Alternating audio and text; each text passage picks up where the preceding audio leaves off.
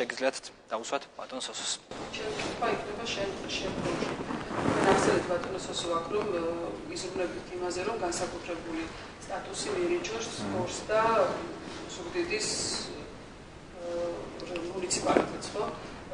მე რა ვიცი მე მგონი კასპარა და შავა და სხვებსაც აქვთ საზღვრისპირა სასურველი იქნება რომ საზღვრისპირა მთლიანად იყოს მინიჭება თუ ასეთი საკითხი დადგება საქართველოს პარლამენტში ვერცმუნეთ რომ არც ერთ საზღვრისპირა დასახლებას არ აწყენს რაიმე განსაკუთრებული ხელშეწყობა.